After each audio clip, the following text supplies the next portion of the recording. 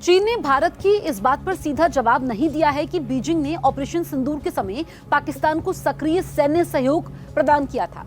चीनी विदेश मंत्रालय की प्रवक्ता माओ निंग ने भारत के deputy chief of army staff lieutenant general Rahul R Singh के बयान के बारे में पूछे गए सवाल पर कहा, आपने जिन बातों का जिक्र किया है मैं उनसे वाकिफ नहीं हूँ। मैं सिर्फ इतना कहना चाहती हूँ कि चीन और पाकिस्तान करीबी पड़ोसी हैं और उनके बीच पारंपरिक दोस्ती है। रक्षा और सुरक्षा सहयोग दोनों देशों के बीच सामान्य सहयोग का हिस्सा है और ये किसी तीसरे पक्ष को निशाना नहीं बनाता है। माओ ने यह भी कहा कि भारत चीन संबंध सुधार और विकास के महत्वपूर्ण दौर में है और बीजिंग नई दिल्ली के साथ द्विपक्षीय संबंधों में लगातार वृद्धि को बढ़ावा देना चाहेगा।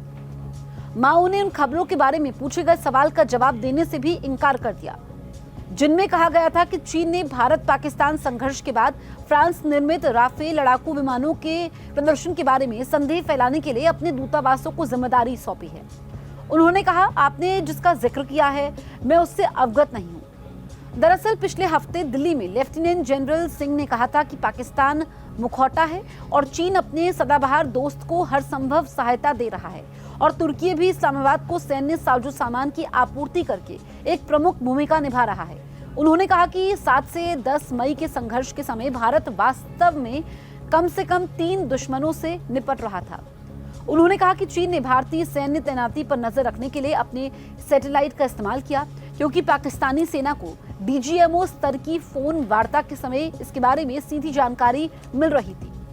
माओ ने कहा कि भारत और पाकिस्तान एक दूसरे के पड़ोसी हैं और हमेशा रहेंगे। उन्होंने कहा कि वो चीन के भी महत्वपूर्ण पड़ोसी हैं। माओ ने कहा, पिछले कुछ हफ्तों और महीनों में चीन ने भारत और पाकिस्तान के बीच घटनाक्रमों पर करीबी नजर रखी है, शांति के लिए बातचीत को सक्रिय रूप से बढ़ावा दिया है और क्षेत्रीय शांति और स्थिरता बनाए रखने के लिए काम किया है।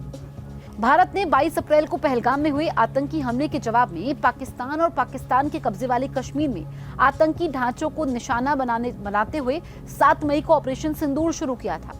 इस हमले के बाद भीषण झड़पें हुई जो 10 मई को सैन्य कार्रवाई रोकने पर सहमति के साथ रुकी।